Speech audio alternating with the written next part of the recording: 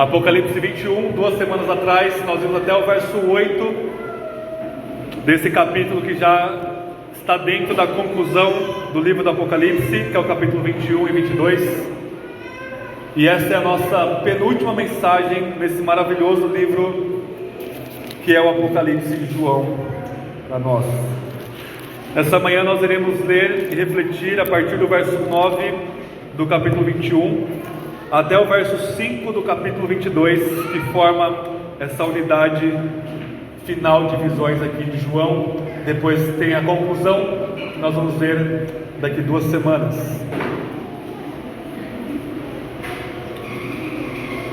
Todos acharam?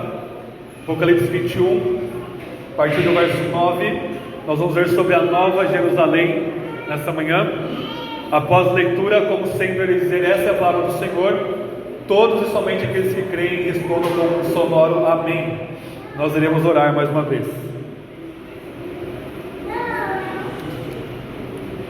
Diz assim, Apocalipse 21, 9: Então um dos 7 anjos que traziam as 7 taças cheias das 7 últimas pragas veio e me falou: Vem e eu te mostrarei a noiva, a esposa do Cordeiro.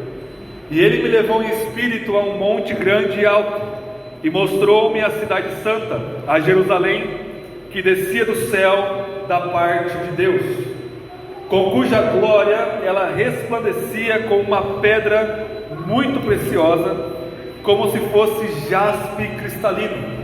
E havia um muro grande e alto com 12 portas, e em cada porta havia um anjo e nome escrito sobre elas, a saber, o nome das 12 tribos dos filhos de Israel. E havia 3 portas no lado leste, 3 no norte, 3 no sul, 3 no oeste. E o muro da cidade tinha 12 fundamentos, e nele estavam o nome dos 12 apóstolos do Cordeiro.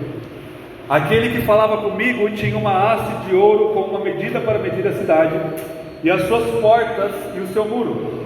A cidade era quadrangular, e seu comprimento era igual à sua largura. Ele mediu a cidade com a haste, e ela media 12.000 estádios de comprimento, de largura e de altura. Ele também mediu um muro que, segundo a medida humana que o anjo usava, tinha 144 côvados. O muro era construído de jaspe e a cidade era de ouro puro, semelhante ao vidro líquido. Os fundamentos do muro da cidade estavam adornados de toda espécie de pedras preciosas.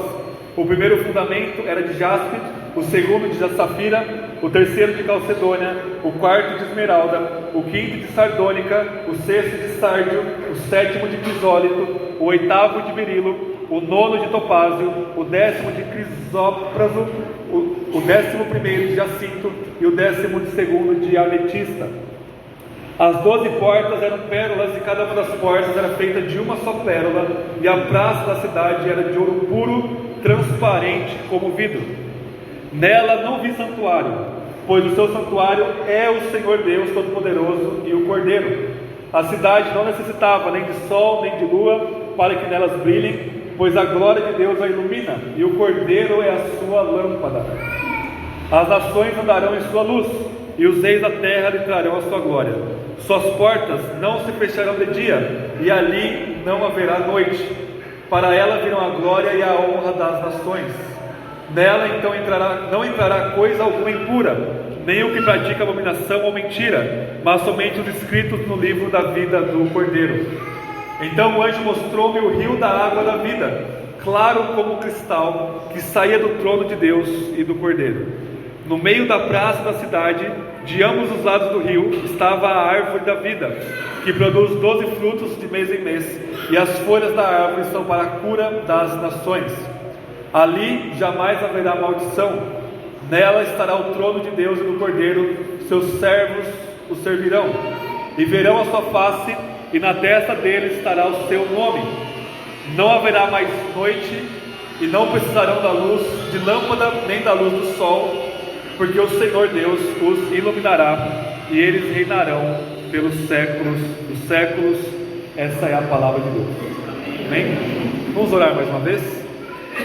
Eu não sei se compensa fechar um pouquinho alguma das portas para amenizar o barulho. Pode ser, não sei, uma ideia só. Amém? Vamos orar. Senhor, como nós cantamos agora, é o teu povo aqui presente, reunidos em uma só fé, em uma só voz, em uma só salvação, que é o nosso Senhor Jesus. Rogamos que o teu Espírito neste momento nos encha com uma porção a mais da sua presença, para que possamos entender, amar e glorificar o Senhor através da sua palavra. Que o Senhor abra os nossos olhos, santifique nossas afeições e conceda o seu poder, a nossa vontade e as nossas mãos e pés, para que possamos andar na sua vontade, andar na sua luz, na esperança dessa nova Jerusalém que desce do Senhor. Em nome de Jesus nós oramos. Amém e amém. Irmãos, o livro de Apocalipse, ele não foi escrito pelo apóstolo João para saciar a nossa curiosidade sobre a eternidade ou sobre o fim dos tempos. Ele não foi escrito para nos dar recursos para a gente ficar especulando, filosofando sobre como vai ser isso, como vai ser aquilo, na nova criação restaurada, mas ele nos dá algumas janelas para nós contemplarmos, pela leitura do texto bíblico, como será a eternidade.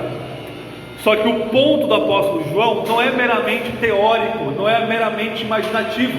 Ele está escrevendo isso daqui, todo o Apocalipse, para aquelas 7 igrejas da Ásia Menor, no capítulo 2 e 3, que vai de Éfeso até Laodiceia. E vocês lembram que no final de cada uma daquelas 7 cartas, ele dizia: olha, ao vencedor, eu darei com que se assente comigo no meu trono, eu vou dar do maná eterno, eu vou dar a árvore da vida.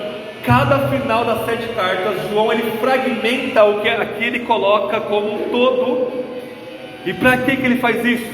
Para encorajar e exortar as igrejas da Ásia Menor e todos nós a vivermos o Evangelho de uma forma digna. E no Apocalipse existiam 2 problemas principais daquelas 7 igrejas, que qualquer igreja nós estamos sujeitos a cairmos. Ou aquelas igrejas falhavam na doutrina apostólica bíblica, ou seja, por exemplo, a igreja em Pérgamo, a igreja em Sardes, a igreja de Tiatira, eles eram bons em evangelizar, em testemunhar sobre o Evangelho no meio da cidade deles, mas eles haviam deixado doutrinas heréticas entrarem na igreja, doutrina de Balaão, doutrina de Jezabel, doutrinas que vão levar o povo de Deus a se prostituírem espiritualmente e até mesmo fisicamente pelo povo. Então esse era um problema, ter testemunho público, mas internamente estarem corroídos por falsos ensinos, ou o oposto, como a igreja de Éfeso e a igreja em Laodiceia. Eles tinham, pelo menos a igreja de Éfeso, tinha uma boa doutrina, mas não estavam mais evangelizando, não estavam mais proclamando publicamente a mensagem do Evangelho. Então era um problema interno, falta de pureza doutrinária e prática, e um problema externo, falta de proclamação pública da verdade do Evangelho. E aí o apóstolo João está dizendo: olha, se arrependam disso, se arrependam daquilo, porque senão Jesus, o próprio Jesus dizendo, né? Porque senão eu vou vir e vocês vão deixar de ser igreja.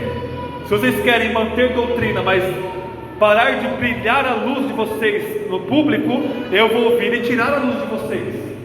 Se vocês continuarem acreditando na doutrina de Balaão, em que vocês podem cometer idolatria e manter-se cristãos, eu vou entregar vocês idolatria, basicamente contextualizando, e vocês vão deixar de ser igreja.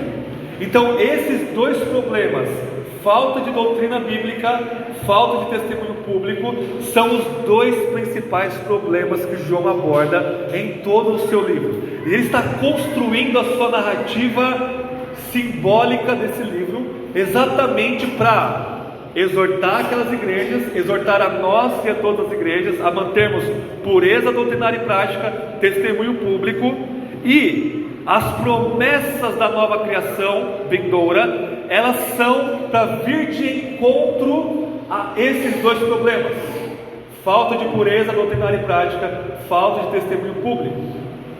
E é cada detalhe que o apóstolo João vê e escreve para essas igrejas e para nós, ele está com essa ideia em mente, dizendo: olha, se vocês continuarem assim e assim, perseverando na doutrina, perseverando no amor público a mim, essa vai ser a sua recompensa. E cada parte dessa recompensa não é aleatório. Ele viu lá Nova Jerusalém, ele viu lá as coisas assim, é só por ver. Não, cada detalhezinho dessa visão que ele tem, porque Jesus poderia ter mostrado muitas outras coisas que não está aqui nessa visão final, mas cada detalhe que Jesus mostra para João é exatamente para vir de encontro com a promessa final para as igrejas perseverarem na doutrina dos apóstolos e no testemunho público dessa doutrina. E é isso que ele vai descrever aqui para nós quando ele vê detalhadamente essa Nova Jerusalém descendo do céu. Agora, o texto ele é simbólico, como todo o livro de Apocalipse é, só que existe um detalhe que faz toda a diferença para nós lermos isso daqui. Quando João fala que ele vê essa Jerusalém, essa Nova Jerusalém, olha o que ele diz no verso 9. Depois do anjo falar com ele, ele diz o seguinte: vem e eu te mostrarei a noiva, a esposa do Cordeiro. Quem que é a noiva, a esposa do Cordeiro? A igreja. Então, aquilo que João está vendo vindo do céu é a igreja. Isso não nega o fato da igreja trazer toda aquela cultura absolutamente celestial e santa para essa criação, em termos de uma cidade maravilhosamente construída de forma perfeita. Mas essa cidade que ele está vendo é a igreja vindo com Cristo em glória. E isso faz toda a diferença para nós lermos, e uma coisa não nega a outra. O fato de ser a igreja não nega o fato de a igreja trazer essa realidade de cidade de Deus perfeita para este mundo, para essa criação. É igual, por exemplo, dizer assim: o trânsito da nossa cidade é muito ruim. Eu não estou dizendo que a cidade é um ser, uma entidade que tem um trânsito que é ruim. Eu estou dizendo que as pessoas da nossa cidade, por incrível que pareça, são, na sua maioria, péssimos motoristas. Então eu estou usando a cidade para falar das pessoas da cidade. Por exemplo, se alguém diz de alguma cidade: essa cidade é muito rica, ou essa cidade é muito pobre, ele não está dizendo que a cidade em si, por si mesmo, causada a si mesma, é rica ou pobre. Ele está dizendo que as pessoas dessa cidade ou são majoritariamente mais bem-sucedidas financeiramente, ou são mais humildes financeiramente. Então é muito comum na nossa linguagem cotidiana de todos os tempos usarmos a parte pelo todo ou a cidade pelo povo. Por quê? Obviamente, as cidades elas não surgem do nada. As cidades elas são reflexo do povo. Aquilo que o povo é, ou manifesta, ou constrói culturalmente, é a cidade. A cidade é resultado cultural daquela civilização, daquele povo reunido ali. Então o apóstolo João está descrevendo para nós, se vocês separarem comigo o verso 9 até o verso 14, é essa introdução do que seria essa cidade, que em outras palavras é a igreja vindo com Cristo em glória. Ele diz assim, verso 10: ele me levou em espírito a um monte grande e alto, e mostrou-me a cidade santa, Jerusalém, que descia do céu da parte de Deus, com cuja glória ela resplandecia como pedra muito preciosa, como se fosse de jaspe cristalino. O fluxo do texto é: Deus brilha a sua glória nessa cidade santa, que é a igreja, e essa cidade santa ela reflete a glória de Deus de forma perfeita e de forma absolutamente santa, gloriosa e majestosa. Verso 12: havia um muro grande e alto com 12 portas, cada uma havia um anjo e nomes escritos sobre elas, a saber, o nome das 12 tribos dos filhos de Israel. E havia 3 portas no lado leste, 3 no norte, 3 no sul, 3 no oeste. O muro da cidade tinha 12 fundamentos, e nele estava o nome dos 12 apóstolos do Cordeiro.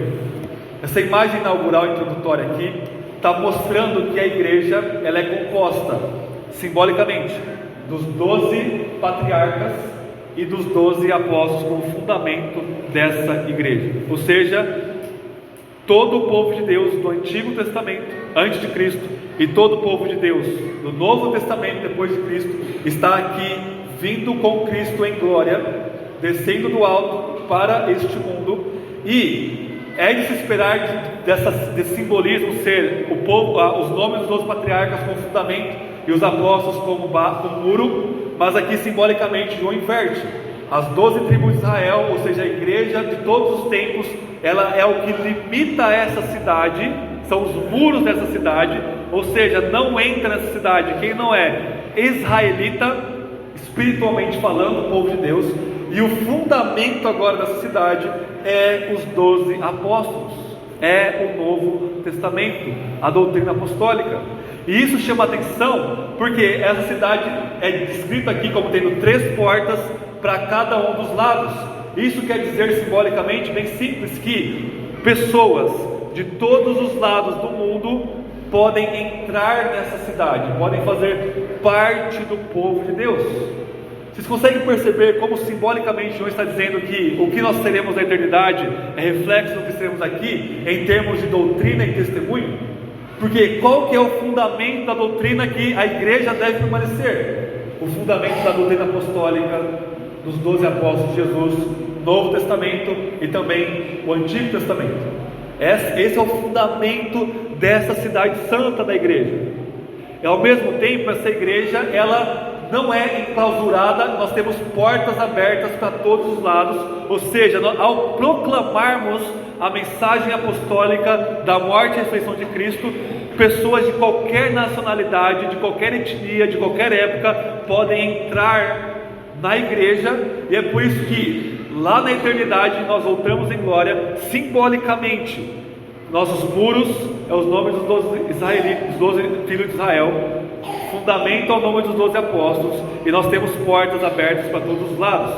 Claro que essas portas estão abertas enquanto nós pregamos o Evangelho. Lá não vai haver possibilidade de salvação de quem foi condenado, obviamente, mas ela é descrita aqui em termos de que o que nós somos aqui será reflexo simbólico do que nós seremos na eternidade. E a partir dessa introdução, dessa visão, nós temos 3 coisas que João apresenta para nós. Verso 15 ao 17, ele vai fazer uma medição dessa cidade santa, a gente vai ver o que significa isso. Verso 18 ao 21, nós vamos ter que tipos de materiais essa cidade é construída, a gente vai ver aqui o que isso simbolicamente significa. E o verso 22 ao 27, nós vamos ver algumas características internas dessa cidade santa. E aí o capítulo 22, verso 1 ao 5, é como se fosse a conclusão dessa visão maravilhosa dessa cidade santa que é a igreja descendo do céu. Então vamos lá, em primeiro lugar, verso 15 ao 17, vamos ler novamente. Aquele que falava comigo tinha uma haste de ouro como medida para medir a cidade, e as suas portas e o seu muro. A cidade era quadrangular, que essa passagem deu o nome de uma das igrejas evangélicas hoje, né? Igreja quadrangular. Essa cidade era quadrangular, o seu comprimento era igual à sua altura, e ele mediu a cidade com a haste. Ela media 12 mil estádios de comprimento, de largura e de altura.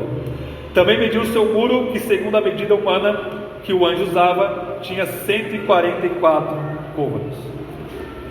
O que significa isso aqui, irmãos? A gente viu no capítulo 11 que no Antigo Testamento, que é a base disso daqui, quando Deus mandava alguém medir ou o templo ou a cidade, era um símbolo de proteção divina. Deus estava dizendo simbolicamente que esse é o limite do templo ou da cidade, então ele não vai ser destruído, ele não vai diminuir. Ou seja, os inimigos de Israel que sitiavam Israel, que sitiavam o templo, não teriam êxito se Israel permanecesse fiel. Ou seja, pegar uma vara para medir as coisas no Antigo Testamento é um símbolo de que Deus estava estendendo a sua proteção sobre aquele lugar, ao ponto de que essa medida não vai mudar, ela vai permanecer a mesma, ela não vai ser diminuída por forças antagônicas a ela. E o que é mais interessante é que a medida dela, se a gente for ler isso aqui literalmente, ela é muito estranha. Ela tem aqui 12 mil estádios de largura, de comprimento, de altura, como se fosse um quadrado, né? Mas irmãos, isso aqui é obviamente simbólico. Sempre que o João fala de número 12 em Apocalipse e os seus múltiplos, ele está simbolicamente usando esse número para descrever a igreja. Quando ele diz que essa cidade ela mede 12 mil de altura, 12 mil de comprimento, 12 mil de profundidade, ele está dizendo que essa cidade é composta por toda a igreja. Vocês se lembram no capítulo 7 que a igreja é descrita como sendo 144 mil pessoas, que é 12 vezes 12 vezes 1000, que mostra 1000 em Apocalipse, esse símbolo de uma grande quantidade de coisa ou de tempo. 12 nomes no Antigo Testamento, 12 apóstolos do Novo Testamento, ou seja, representantes do povo de Deus antes e depois de Cristo. E essa é a medida dessa cidade: todos aqueles que fazem parte do povo de Deus Antigo e Novo Testamento. Ele repete isso lá no verso 17, dizendo que em medida humana ela mede 144 côvados, que é o mesmo número que eles usam no capítulo 7 para falar da igreja, 144 mil redimidos pelo Cordeiro. Não quer dizer que são 144 mil pessoas salvas, obviamente o número é muito maior do que isso, milhões e milhões de pessoas. O que João está descrevendo para nós é que essa cidade, a medida dela é delimitada pelo povo de Deus, ou seja, de novo, não entra nela, não faz parte dela, não se estende a medida de Deus quem não faz parte do povo de Deus.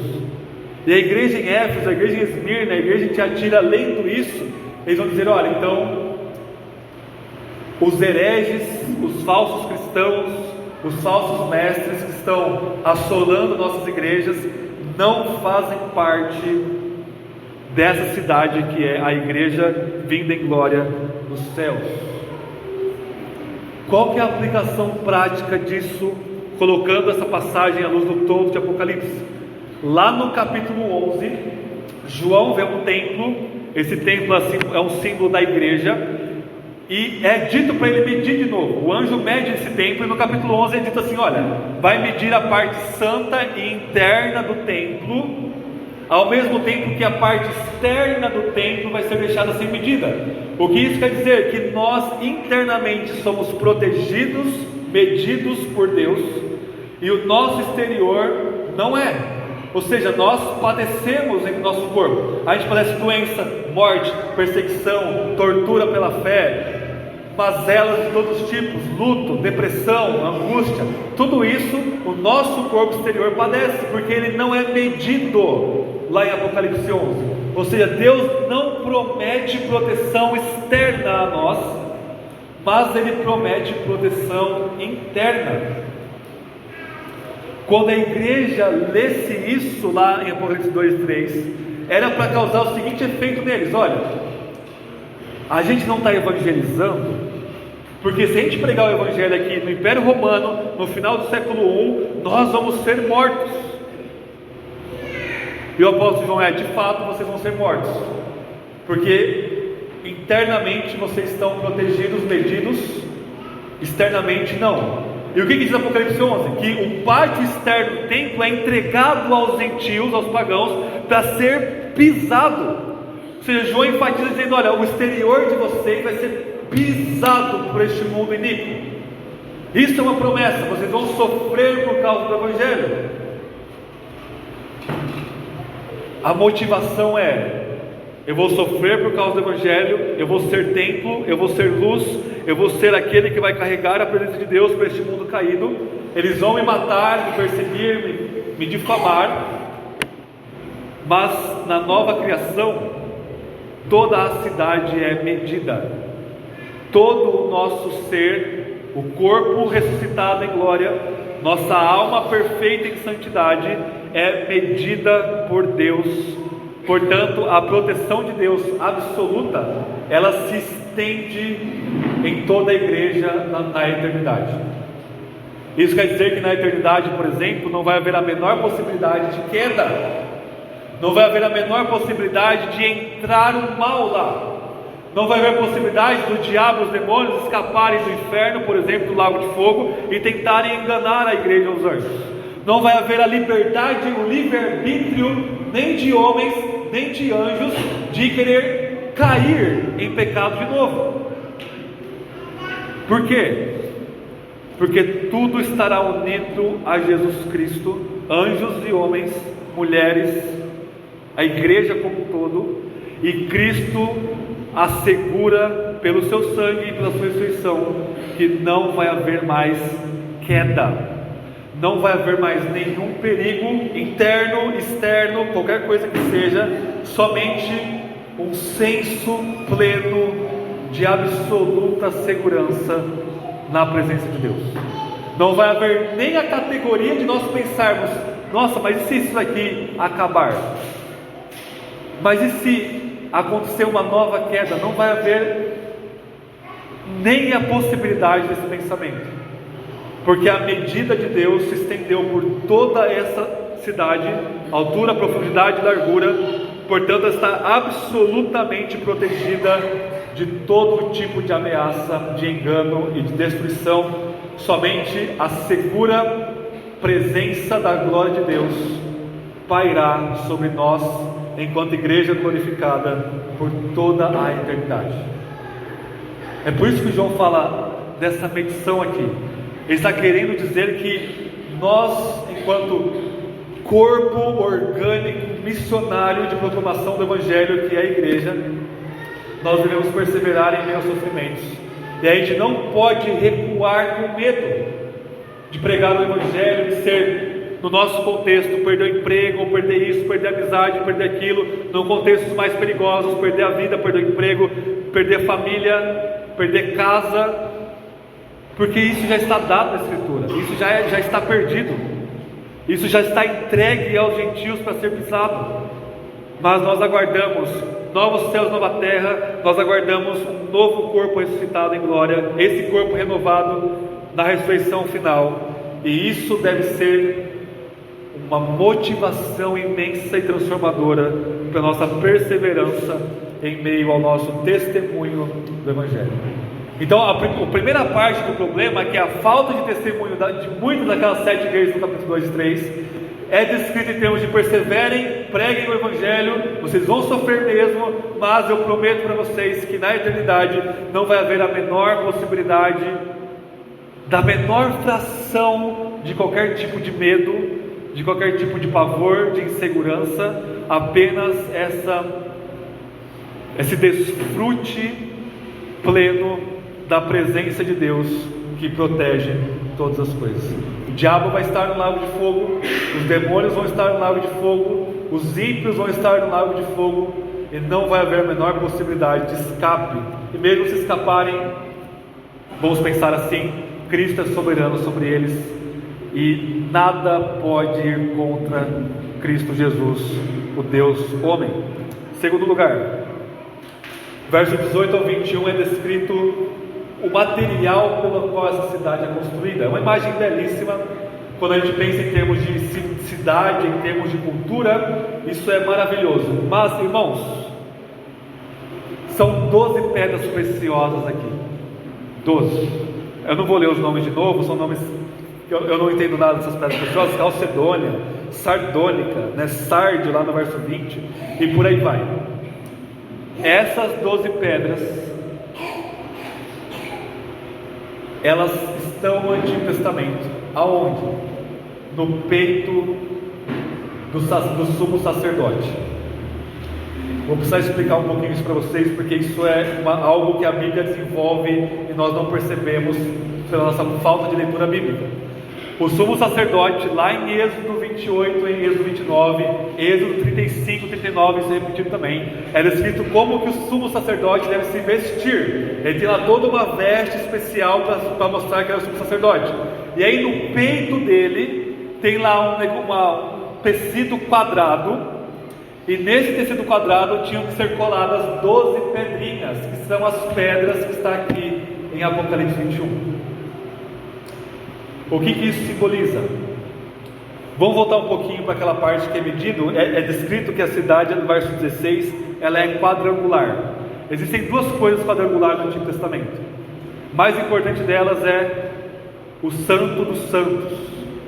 O tabernáculo e o templo, ele era como se fosse um retângulo, tinha a parte externa, a parte do santo lugar. Só que o santo dos santos, Deus faz questão de dizer, olha, mede e vai ser um quadrado perfeito, ok? Segunda coisa, isso quer dizer que a nova criação, que é a igreja vinda em glória, é toda ela o santo dos santos, presença imediata de Deus entre nós. A segunda coisa quadrada ou quadrangular do Antigo Testamento é exatamente essa estola sacerdotal, onde haviam 12 pedrinhas ali, cada pedrinha representava uma tribo de Israel, portanto 12 tribos. O sumo sacerdote então era para entrar no Santo dos Santos, no outro quadrado, entrar na presença de Deus, feito a expiação pelo pecado do povo, e ele então levaria no seu peito, lá no Santo dos Santos, o povo diante de Deus para ser representado e os seus pecados serem expiados, mostrando a preciosidade que é o povo de Deus redimido pelo sangue do Cordeiro, do sacrifício que o sumo sacerdote traria. A gente pode aprofundar um pouquinho mais isso. Antes disso, portanto, essas 12 pedras aqui é apenas um símbolo da preciosidade e da pureza e do valor absoluto que é a igreja nesses 12 pedrinhas aqui. Agora, da onde que vem essa imagem dos 12, dessas pedrinhas e todas essas pedras preciosas aqui? Tudo volta para Gênesis 1 e 2 e 3. O Éden é descrito que em algumas partes dele haviam pedras preciosas, ok? Ezequiel, quando ele vai comparar o rei de Tiro, lá em Ezequiel 28, com Adão, a gente acha que essa passagem está falando do diabo, mas está falando de Adão. Vai dizer que o rei de Tiro era como Adão no Éden, e Adão no Éden era assim, o rei da criação, era a coisa mais elevada, e o rei de Tiro estava se elevando acima de tudo, como se fosse o Adão antes da queda, e ele vai cair de lá, do seu orgulho, igual Adão caiu lá do paraíso. Só que Adão, lá em Ezequiel 28, é descrito como possuindo inúmeras pedras preciosas, a maioria dos quais está descrita aqui em Apocalipse. Em outras palavras, Adão e Eva, como rei e rainha da criação, eram os donos absolutos e sozinhos de tudo que era precioso nessa criação. Então Adão, ele tinha para si essas preciosidades, mostrando o valor indescritível que era o Éden, onde Deus habitava ali com eles. A gente viu nas pregações de Levítico que o templo e o tabernáculo é uma reconstrução simbólica do Éden. E quando o sumo sacerdote entrava no Santo dos Santos, era como se fosse uma dramatização, um teatro de Adão voltando para o Éden. E ao voltar para o Éden, é como se ele reconquistasse tudo que ele havia perdido. Uma das coisas que ele perdeu é toda essa riqueza maravilhosa dessas pedras preciosas e toda a sua beleza e seu esplendor. Ou seja, a imagem toda da construção bíblica de Gênesis 2, Ezequiel 28, Números, Êxodo, Levítico e Números é o seguinte: o sumo sacerdote, como um tipo de novo Adão, levando o Éden no seu peito, que era para ser o povo de Deus, ele entraria na presença de Deus, recobrando aquilo que Adão havia perdido. Uma dessas coisas é a preciosidade simbolizada por essas pedras. Cristo é o nosso sumo sacerdote. Nós éramos imundos em nossos pecados, coisa mais suja, mais desprezível, mais sem valor da criação. Você não é valioso, por isso Jesus morreu por você. Você é uma abominação, por isso Jesus teve que morrer por você e por mim. Só que ao morrer por nós, a sua morte é tão poderosa o suficiente que nós que éramos imundos somos redimidos e transformados. E o que Paulo diz nas suas cartas? Que Jesus está preparando uma igreja perfeita, sem mácula, sem ruga, sem feiura, absolutamente bela em seu esplendor e em sua glória. O que João vê de forma simbólica aqui nos versos 18 ao 21 é a pureza, o valor e a preciosidade da igreja vindo em glória, na glória de Deus. Qual que é o efeito de sentido nisso? Isso vai de encontro ao outro problema doutrinário, porque o problema doutrinário de Balaão e de Jezabel na igreja de Pérgamo e na igreja de Tiatira, né, Apocalipse 2, é que essas falsas doutrinas estavam levando o povo a pecar, e ao pecar com idolatria e prostituição, eles estavam, em outras palavras, se enfeiando, por assim dizer. Ao contrário, ao manter a pureza da santidade doutrinária e prática, isso é verdadeira beleza. E as igrejas que perseverarem na doutrina dos apóstolos, na sua expressão verbal e na prática, nós vamos ser perfeitos em glória, em uma santidade, em uma preciosidade, em um brilho perfeito. Tanto que em Apocalipse 4, a glória de Deus é descrita simbolicamente como sendo de pedras preciosas. E por que a igreja aqui, nessas 12 pedras, é descrita dessa forma? Porque nós seremos tão santos, absolutamente santos, que a glória de Deus, ela vai ser refletida através de nós para toda a criação, de uma forma que nem os anjos refletem a glória de Deus assim. Os anjos não são descritos em termos de pedras preciosas, mas você será, nós seremos, se permanecemos já aqui na santidade e na beleza da santidade que Deus propõe para nós. Terceiro lugar, verso 22 ao 27, algumas características internas dessa cidade. Verso 22: nela não vi santuário. O tabernáculo que tinha lá era uma tenda que tinha lá os seus limites. O templo de Salomão que tinha lá os seus muros, não vai haver mais essas limitações do santuário. Mesmo agora, nós sabemos que essas paredes aqui não são a igreja. Nós sabemos disso. A igreja, o templo, somos nós enquanto reunidos. Mesmo assim, nós temos a nossa limitação geográfica. Nós somos pequenos. Na nova criação restaurada, não vai haver mais limites, porque a igreja vai tomar o mundo todo em uma glória perfeita. Não vai haver mais paredes separando aquilo que é puro daquilo que é impuro. É para isso que servem as paredes do templo do Antigo Testamento. Não vai haver mais santuário, porque Deus será o nosso templo. O que quer dizer isso? Nós habitaremos em Deus, Deus habitará em nós de uma forma plena, perfeita e gloriosa. Verso 23: a cidade não necessita nem do sol nem da lua para que nela brilhem, porque a glória de Deus a ilumina e o Cordeiro é a sua lâmpada. Isso não quer dizer que não vai haver mais o sol, a estrela que gira como que chama? Sistema solar, péssimo em astronomia, né? Ou lua, que é o nosso satélite natural. Mas quer dizer que a gente não vai precisar deles para a nossa iluminação, porque a glória de Deus é o que vai nos iluminar de forma final e definitiva. Vocês conseguem imaginar isso?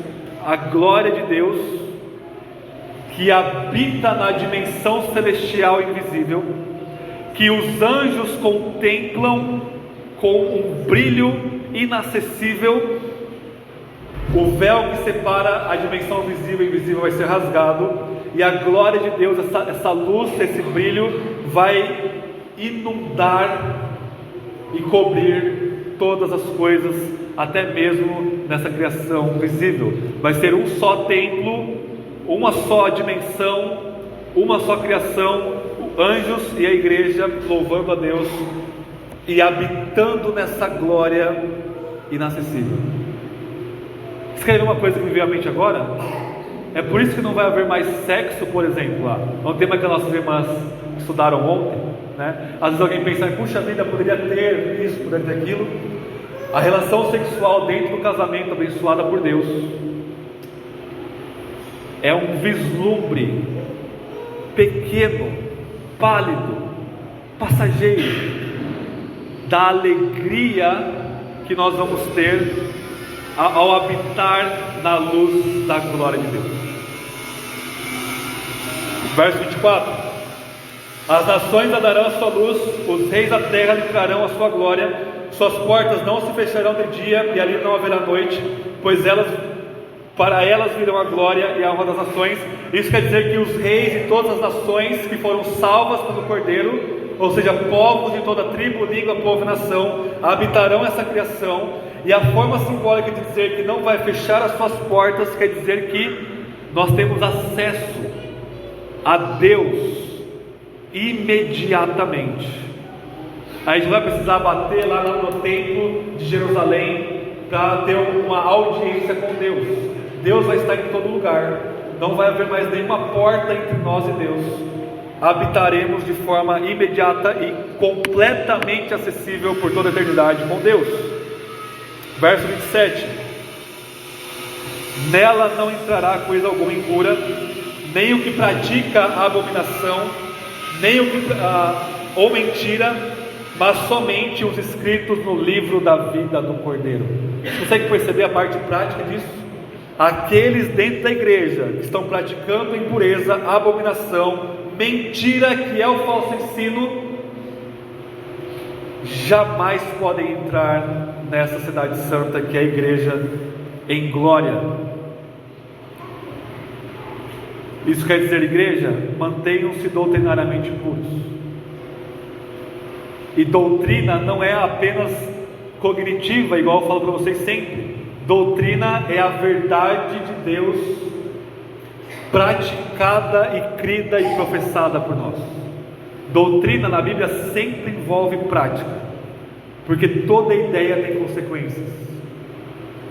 E João está dizendo, olha, a característica interna dessa cidade, dessa igreja em glória, ressuscitada e perfeita, é que a glória de Deus habita lá. Portanto, não é possível pessoas que viveram vidas tomadas pelo pecado entrem lá, porque elas não querem. Se você não quer a glória e a santidade de Deus agora, nessa vida, manter-se puro nessa vida, você não vai querer estar lá, porque lá não vai ter aquilo que você mais ama, que é o seu ídolo, sua imoralidade, sua mentira, sua vanglória, suas abominações. Não vai ter nada disso lá, que você ama e se entrega e vive por elas lá. Não vai ter, portanto você não vai querer estar lá, portanto, adivinha, você não vai estar lá.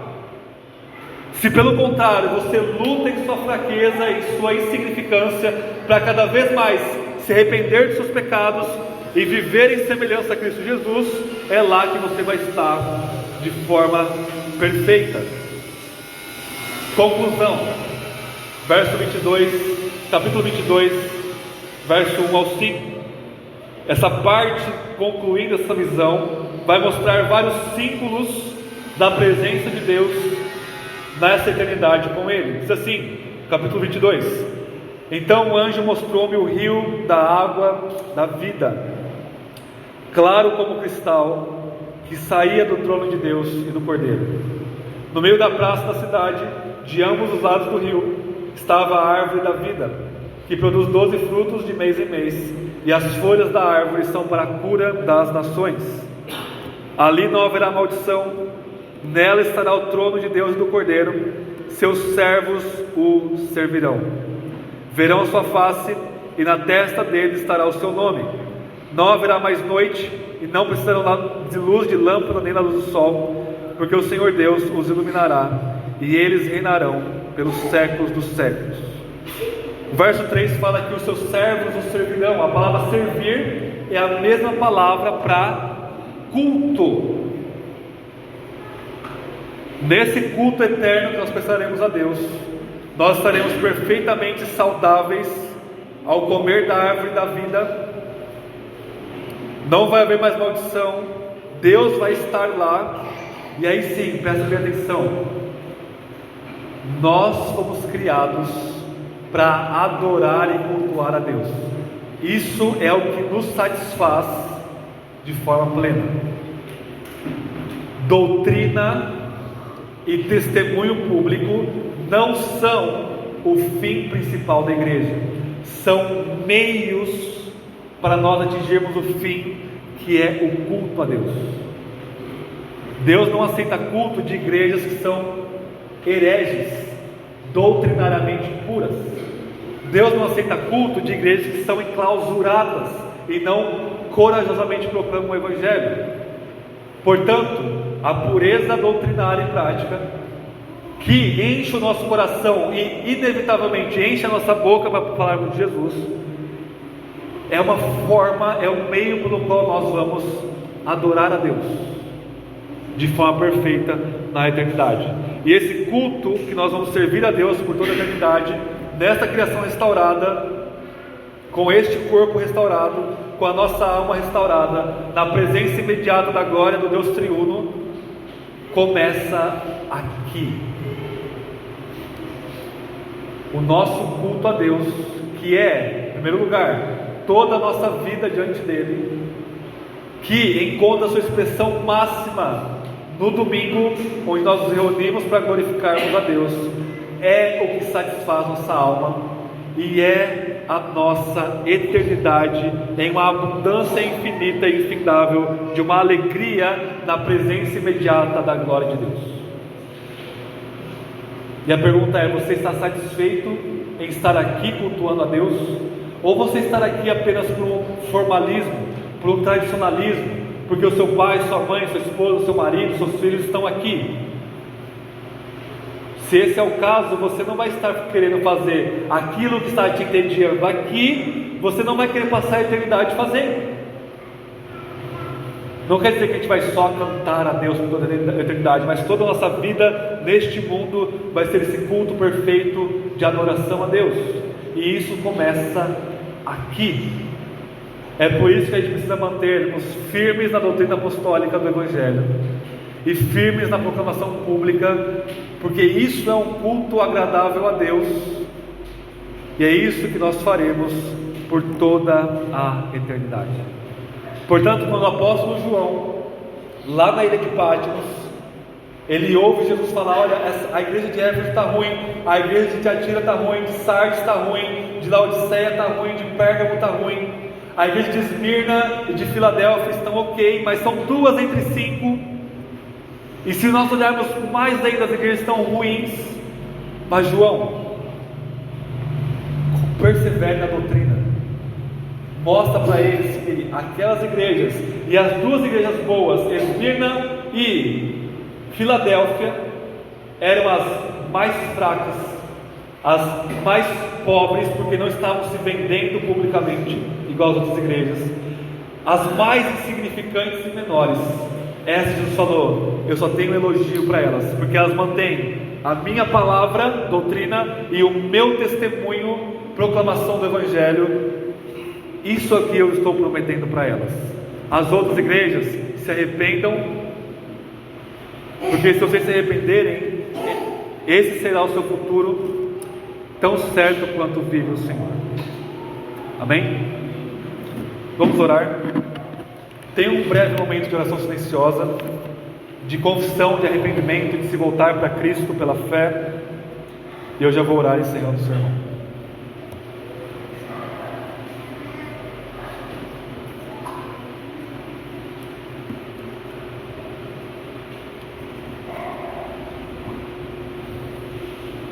Senhor, que visão gloriosa que Tu deste ao apóstolo João.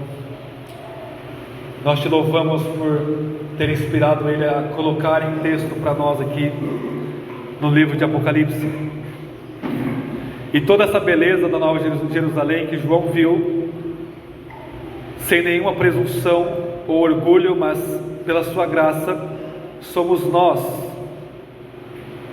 naquele grande dia, vindo em glória com o Cordeiro, nosso Senhor Jesus, descendo do céu, da qual nós participaremos pela nossa morte, mas tendo nosso corpo ressuscitado, desceremos a este mundo restaurado e habitaremos para sempre com o Senhor. Isso vai acontecer daqui a pouquinho, no abrir e fechar de olhos, porque um dia para o Senhor é como 1000 anos, e 1000 anos como um dia.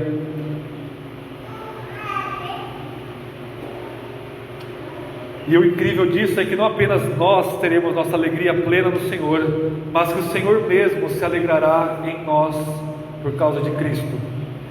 E o Senhor já se alegra em nós, que não andamos segundo a carne, mas segundo o seu Espírito.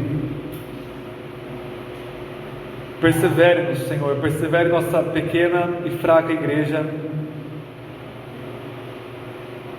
que nós venhamos a tampar os ouvidos, como fazia Éfeso no século II, para não ouvirmos mentiras que destoam da sua palavra, mas que nós não venhamos a nos fechar em nós mesmos, nós venhamos a amar este mundo caído e servi-los com a sua palavra e com todas as coisas. Que o Senhor seja glorificado em tudo isso, porque o Senhor assim o é e assim o determinou. E que nós estejamos plenamente satisfeitos na sua glória em Cristo Jesus. No nome dele nós oramos. Amém. Amém. Irmãos, vamos colocar de pé.